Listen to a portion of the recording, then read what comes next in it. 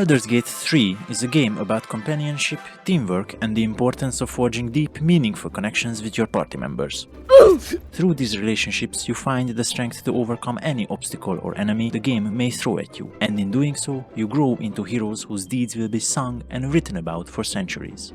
You are the saviors of Baldur's Gate.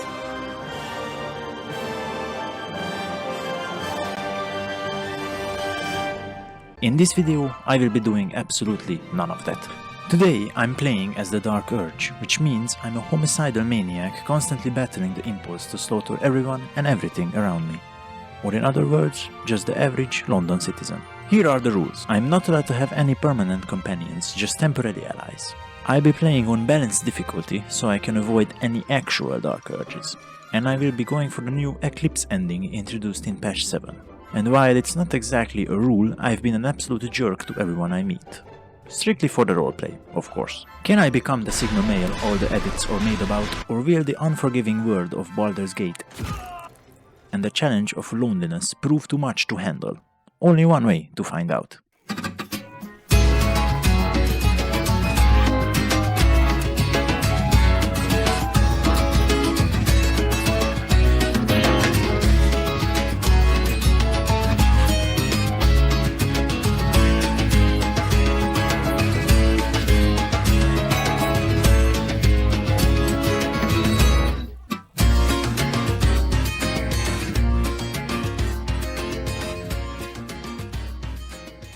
I begin as every playthrough does, meticulously customizing every inch of my character, most importantly my genitals, which I will of course never use because romancing anyone is beta behavior. Staying with the race the game presents for the Dark Urge, I will be a Dragonborn. I opt for Warlock as my class, Fiend as my subclass, and select these cantrips and these spells. My background is preset as the Haunted One, which means I listen to Linkin Park's Numb on repeat, and I'm mildly turned on by large wolf-like men.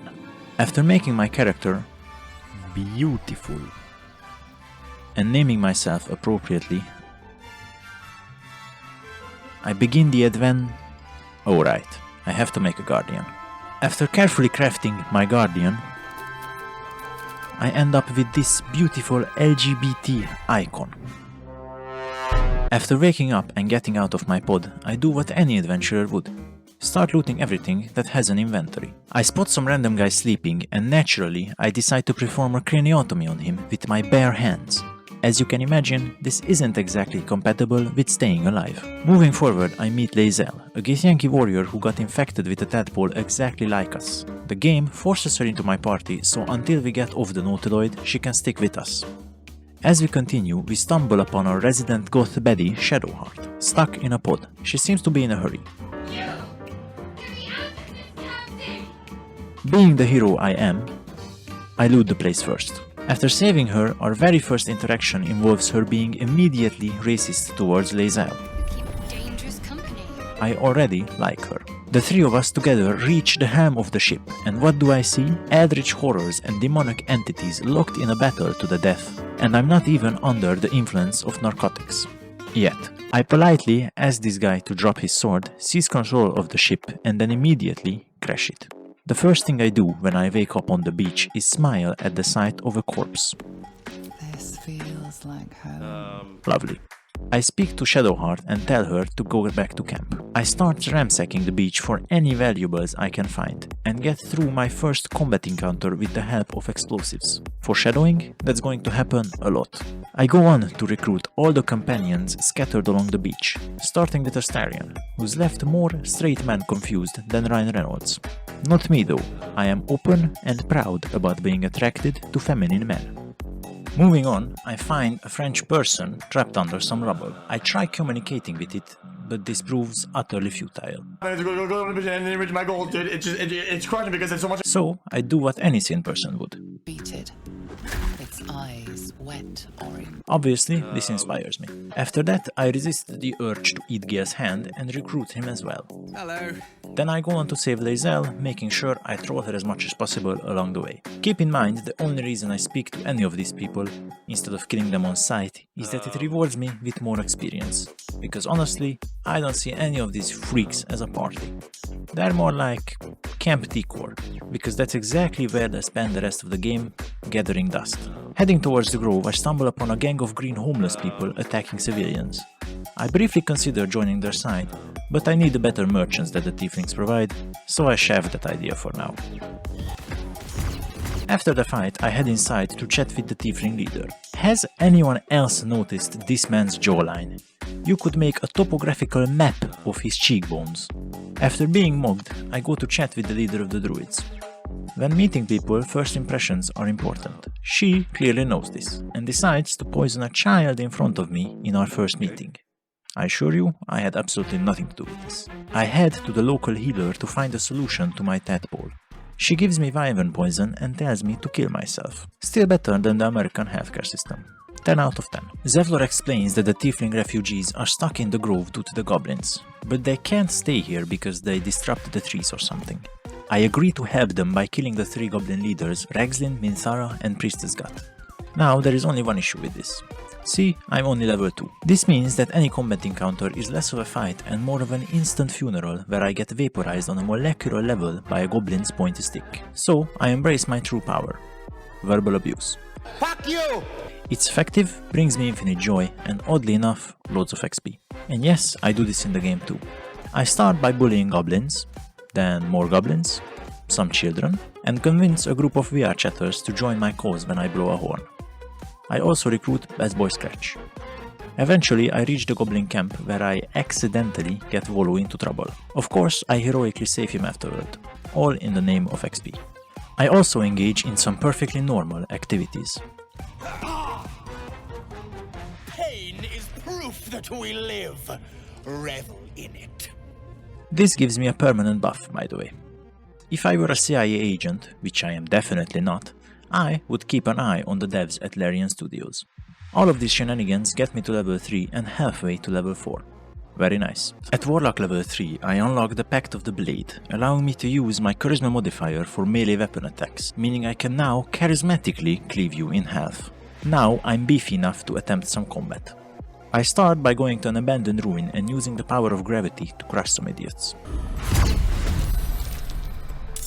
Quickly finishing the survivors, I pass a charisma check for the guard to let me in. Poor choice. After turning that guy into a memory and taking anything of value, I noticed that the rest of the bandits decided to group around an explosive barrel. Not very smart of them. I continue in the ruins, dodging and disarming my way through traps and reach the final room.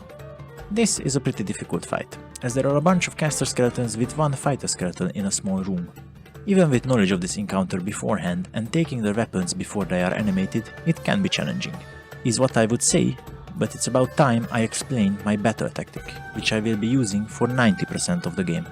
Let me introduce you to the spell Darkness. On the surface, it's a pretty simple spell that just puts down a large cloud of, well, darkness. But by being a warlock and choosing the Eldritch invocation Devil's Sight at level 2 allows me to see in magical darkness, meaning I can stand in my own cast of it with no downside, rendering ranged attacks completely useless, and most melee enemies don't even go in it.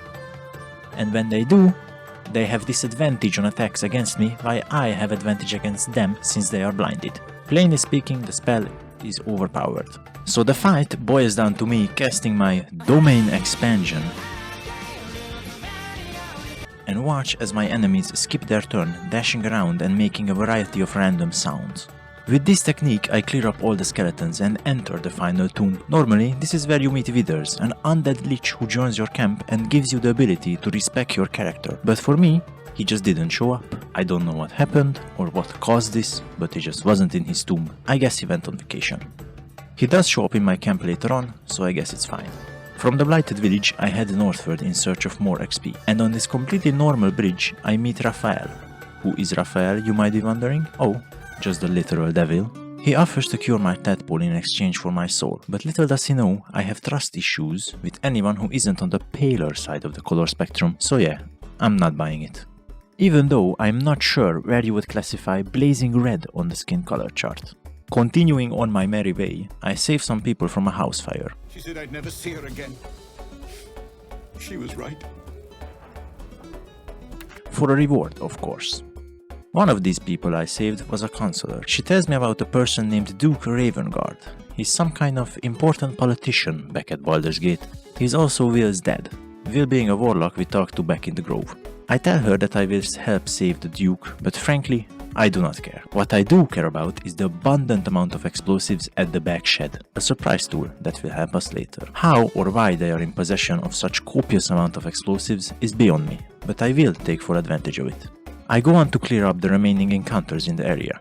I start with the hyenas on the road, which were easy enough, but their anthropomorphized cousins proved a bit more difficult, as they walked through my darkness unfazed and decided to rip out my carotid artery. This causes me to have a schizophrenia-induced mental breakdown at 3 AM, but I came up with a solution.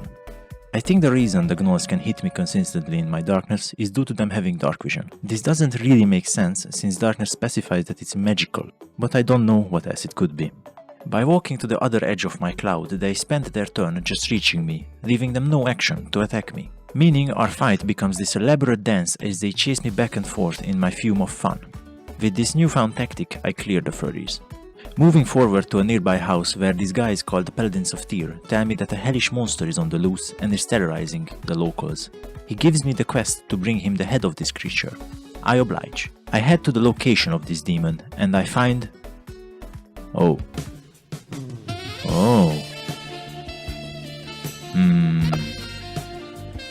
I'm Karlak. And you are? Crush me with your dice, please. After careful consideration, Karlak convinces me to join her side and together we beat up the Paladins of Tyr. This is where those explosives come in handy. After such a hard day's work, I decide to take long rest with my amazing companions. During this single long rest, I had to settle a dispute between Karlak and Will. Gale ate my shoe and Lae'zel tried doing the London special on me in my sleep. What a wonderful group of individuals I am surrounded by. And just when I thought I could finally rest, I get jump-scared by this thing. After a great night's sleep, I mandatorily pet Scratch. I head back to the blighted village, climb down a cellar, desecrate some graves, insult a mirror, and pick up a completely normal and definitely not demonic book. I climb down a well, where I start systematically clearing out all the local wildlife. Mostly spiders. At the end of the cave there is a phase spider matriarch, a large, powerful boss. I'm sure it will be a difficult fight.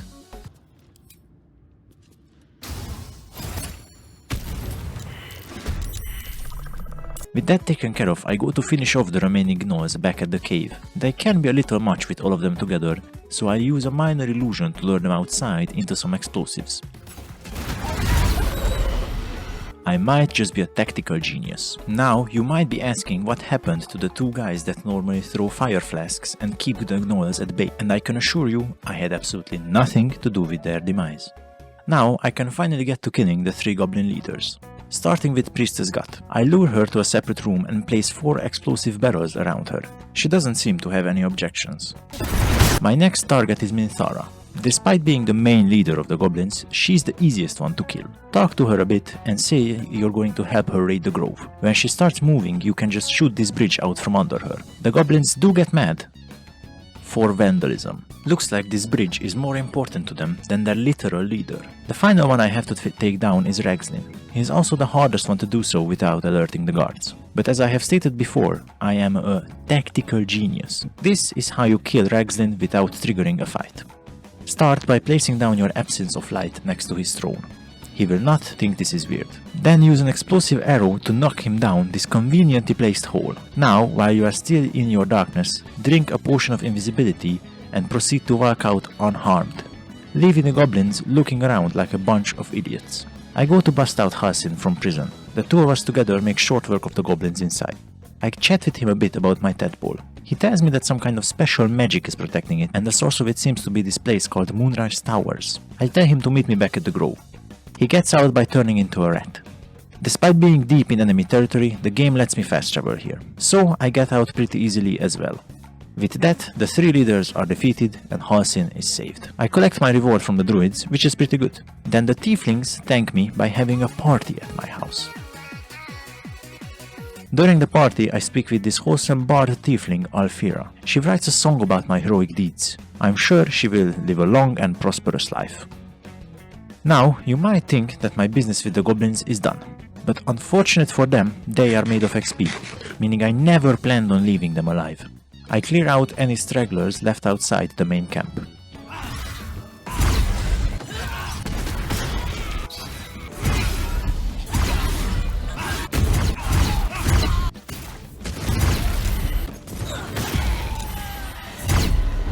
Now, the main course. One of the toughest fights in Act 1 without any AoE damage. Now, the easiest way to do this would be to respec into Wizard and fireball them. But that's for pussies. I go to the high ground and take care of all the drunk ones up there.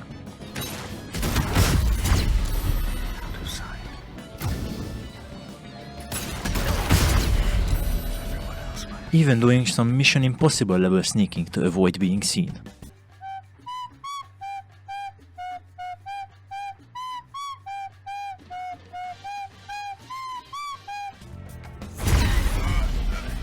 Now that the goblins on the high ground are eliminated, I unleash my secret weapon.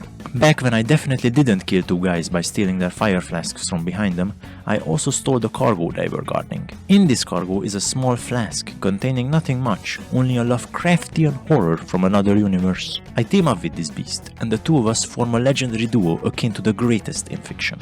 We proceed to annihilate any and all goblins we see. With this treasure, I summon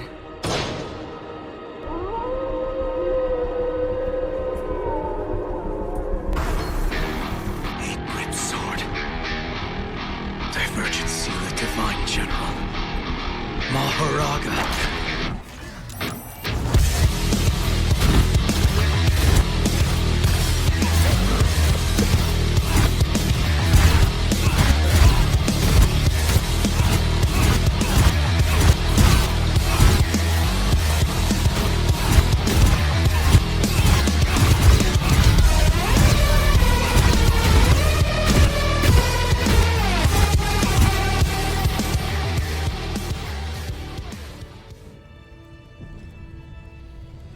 Anyways, after all of that, can I just say the amount of weapons I picked up and sold to this merchant is frankly uncanny. Aaron could single-handedly equip an army the size of the Ugandan military with the amount of goblin weapons he has in his possession, and I have no proof that he won't. Now, with all of my enemies in different stages of decomposition, I am satisfied. So it's time to head down to the Underdark. Or not, because I forgot about one more encounter on the surface. Back where I gathered all my explosives, you can climb down a cellar to the Xantharim hideout. The Xantharim are a secretive group of merchants and mercenaries. The moment I step inside, I begin to question the intelligence of these people. They see me with the shipment that went missing, and the guys who were supposed to deliver it are dead. That doesn't raise any suspicions to these people. The second reason I think these guys have an IQ in the negative is that they laced their entire base with flammable liquid and bombs, basically doing my job for me.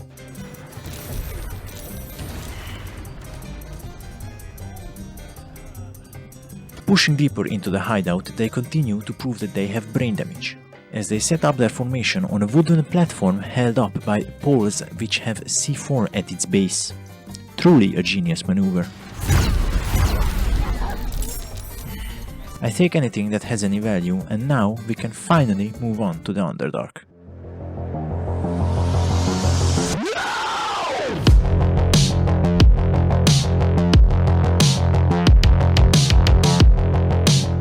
Arriving at the saloon outpost, I discover a waypoint and witness how vegans think milk is made.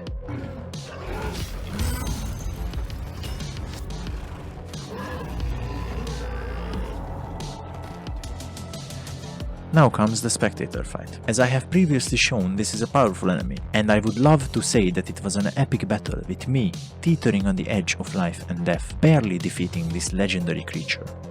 But it wasn't. As strong as a spectator is, he has nothing that can go through my darkness, meaning he just stood around while I shot him with Eldritch Blasts. Don't blame the player, blame the game. I head deeper into eastern Poland and surprisingly don't find any femboys, but a colony of sentient fungi. Much better.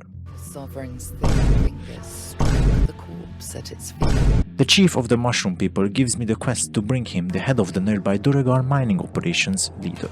Weird how this keeps happening to me. I also speak with a French doctor. He sends me to collect the ingredients for a potion he thinks might be able to cure my brain cancer. At the colony, there is also a recruitable ally named Glut. And listen, he might be a heavily overweight midget that probably smells like boiled piss, but I will gladly take any help that I can get. With my newfound companion, I go to assert my dominance on the local wildlife. I fail miserably. I sank into a deep depression after this. But I quickly recovered when I remembered there are elderly people I can assert my dominance on instead. So I head back to the surface for now. I find myself in a beautiful lush forest, but after blinking twice I realize it's just Wales. This realization grants me enough XP to reach character level 5. This is a massive power spike. By multiclassing 2 levels into Rogue, I get the ability to Cunning Action Hide, meaning I can hide on a bonus section. Combine this with the heavy obscuration that darkness gives, and I can basically turn invisible. Fighting me now is more akin to fighting the voices in your head. I show up for a second, blast you with shadow magic, and disappear like it never happened. Was I even real? Are you even fighting anyone? Was 9/11 a hoax? What does it mean to be real? I try speaking with the Welsh citizens, but they don't seem cooperative. That noise. Is the creature pretending to be a sheep? Well then.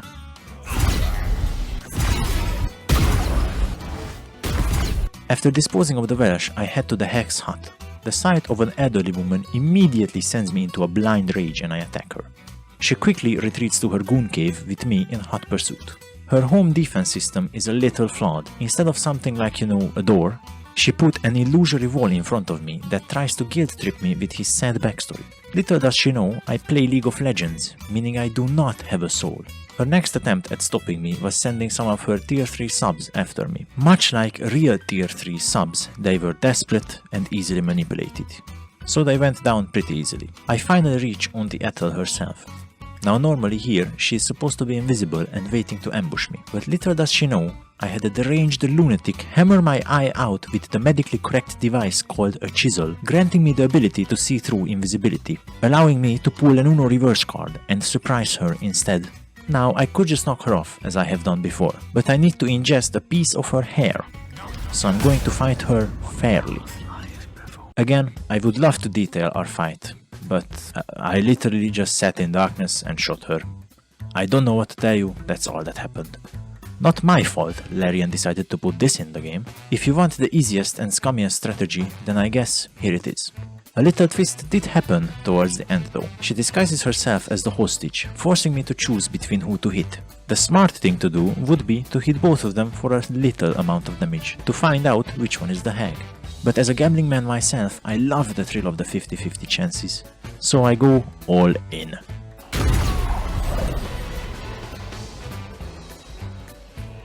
Well, shit. This is kinda awkward. I finally defeat the hag, and in exchange for letting her live, she gives me a little piece of her hair for me to consume. This gives me a +1 to any stat. I choose my charisma, bumping it up to an 18. I decide to take a long rest, since eating people's hair is tiresome work. Will gets in trouble with his patron for sparing Karlak and gets forcibly turned into a goat furry. Sucks to suck. I get disturbed in my sleep again by Doja Cat. I can spare you the details of our conversation and instead show an accurate reenaction.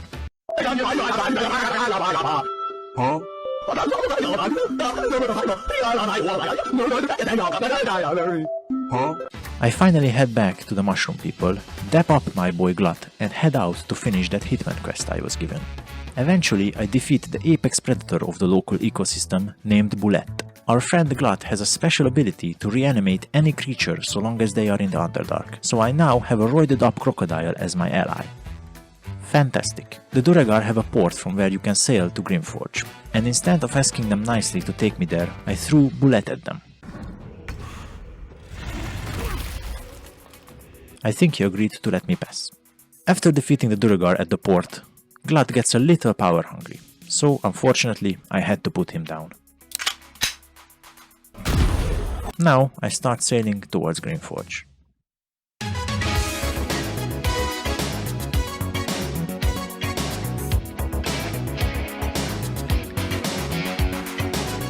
Along my journey, I get stopped by the authorities, asking stupid questions like "Who are you?" and "What did you do to my friends?"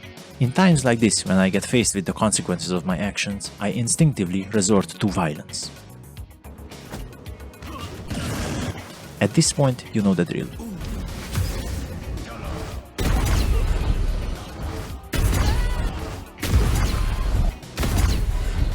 Greenforge is a large mining facility where unpaid employees who can't leave do all the mining. But don't worry, they want to do this in the service of their great nation.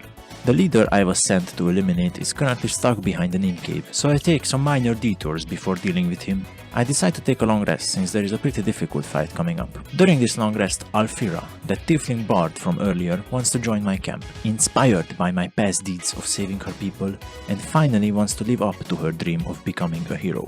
Only one thing she didn't take into consideration. I'm into Warhammer 40k and play League, meaning a woman being in a 10 feet proximity to me immediately triggers my flight or fight response. I chose fight. You open your eyes with a lurch. The next thing I wake up to is that my hands are covered in blood and Alfira is missing about 70% of her body parts and is in a slightly less recognizable form than before. I decide to deal with this just like I do with any of life's issues. Hide the body and pretend it never happened. Moving forward, I take care of some skeletons, mephits, and mine some adamantine. I'll need that later. Now it's time for the boss fight.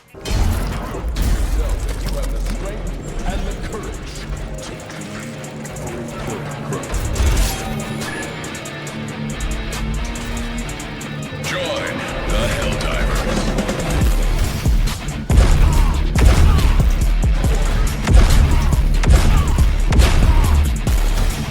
Grim is a level 8 adamantine golem that is immune to most types of damage. The only way to defeat him is to melt his outer shell with lava and then smash him with a cartoonish sized anvil. You need to do this 3 times before he feels like not getting up. The fight starts with me pulling the lever for the lava to rise. I instantly use my action to dash and my bonus action to jump over this gap, and position myself on a very specific part of the platform, so when Grim comes chasing me, his right leg is on the anvil spot and his left leg is in the lava. Now I smash him once. The shockwave wakes up mephits nearby. I place down my darkness and hide at the lever. Something interesting happens here. The mephits start attacking Grim. In my few playthroughs of this game, I have not seen this happen once. While the boss is distracted, I smash him again. One more smash and Grim is defeated.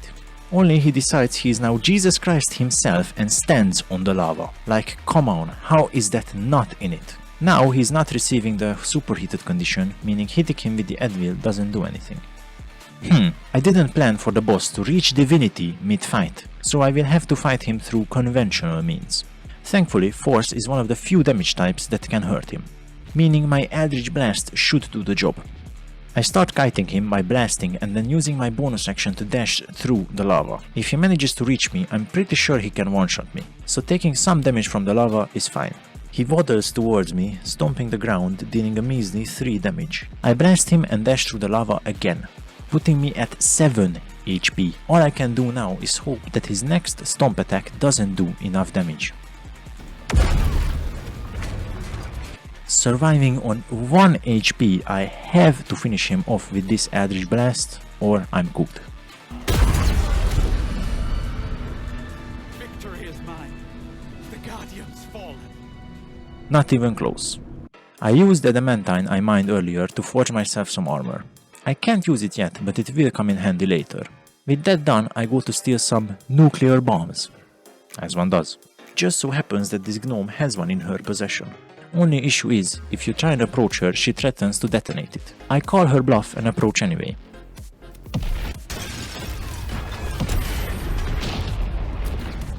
Safe to say, she wasn't bluffing. On my second attempt, I approach again, but this time I was 2 steps ahead and stole the bomb from behind her.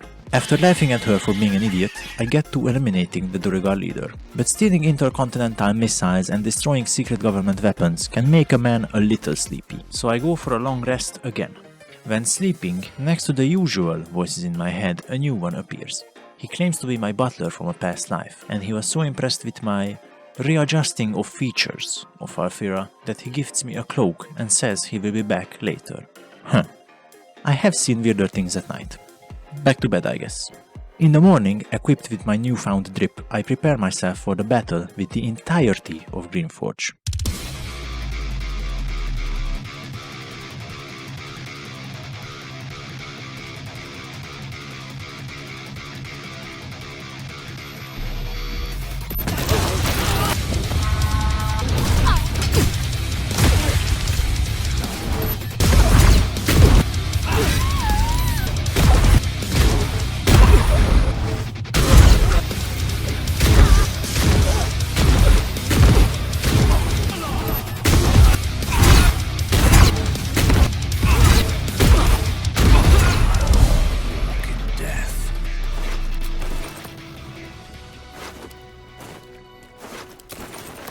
With all of the Duergar finished off, I blow up the Inkiv that my target was stuck behind.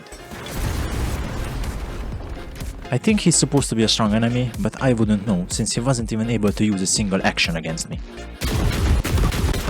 I remove his body from his head and eat his brain parasite. By the way, I forgot to mention I have been eating all brain parasites I came across. I take Mimir to the mushroom people and they reward me with a silly little dance and some gold. The dance was better. Genociding an entire mine's worth of dwarfs is tiresome work, so I take a long rest, and wouldn't you know it, I was disturbed in my sleep again. This time by a Starion, wanting to suck my neck. Turns out he's a vampire. He tried explaining how this is completely normal behavior, and can I really judge him with the things I have done? Yes, I can.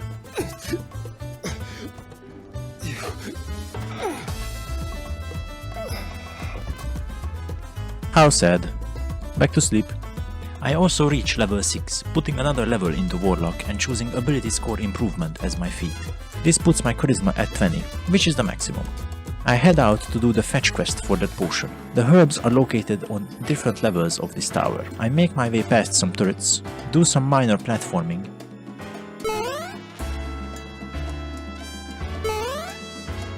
and power the elevator at the bottom with some magical plants. I go through each of the levels, picking up all the herbs that I need. At the top of the tower is a fight with some robots. I went to this location a little later than the game intended, so I dispose of the machines pretty easily. Heading back to the doctor, he makes me the potion and gives it to me. I drink it, and it doesn't work. Actually, it made it worse. I should have known not to trust the French. And with that, my business in the Underdark is done. And I go back to the surface and make my way towards the Githyanki crash. Passing by a bridge, I spot some Githyanki bullying the local populace in search of some secret weapon. They interrogated me too, and I told them I don't have it. I was lying. Somehow they saw through my master deception and we engage in battle. You can guess how that went.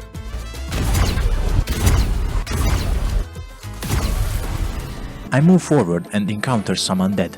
Remember that cloak the voice in my head gave me? This is where I figure out it's actually really powerful. The cloak has one simple ability. It turns me invisible when I reduce an enemy's hit points to 0.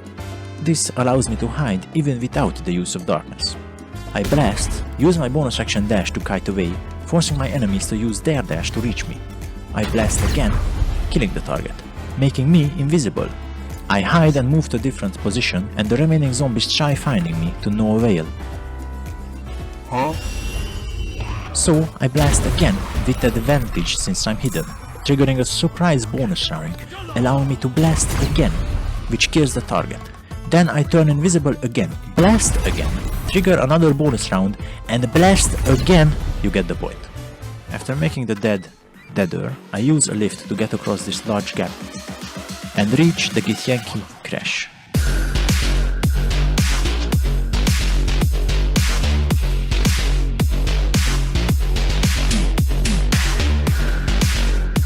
You're not gonna kill me! Archers! Anyone else feel like running?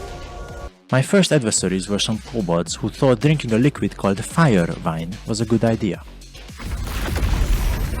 I kind of just ran past this temple. I know there is some kind of puzzle where you collect weapons and place them on a pedestal or something, but I unironically never actually solved this puzzle, despite me playing through the game like 4 times now. I know, rookie numbers.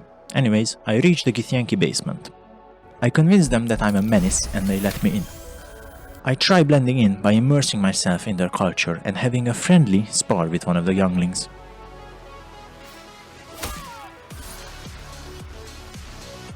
It actually worked. I head to the second in command and demand to speak to her manager. At first she refuses me, but when I show her my magic ball, singular, she reconsiders. I meet with the Githyanki Inquisitor,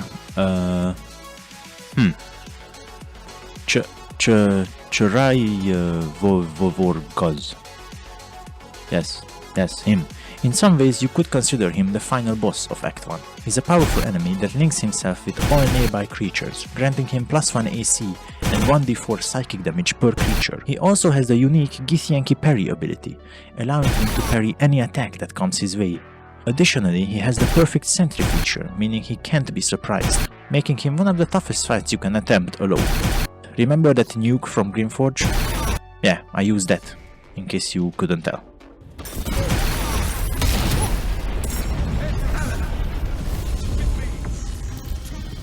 He actually survived it somehow. Impressive.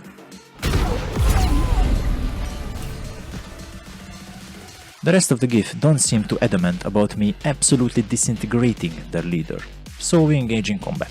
But at this point I truly reached a new power level. Invisibility on every kill, combined with the fact that I'm virtually uncatchable due to my bonus action dash and disengage. It doesn't matter how many enemies the game throws at me. As long as I have enough space to kite away, there is no way they can kill me. Even if I'm cornered, I still have Misty Step, Darkness or any other spell to save me in a pinch, making me truly unbeatable.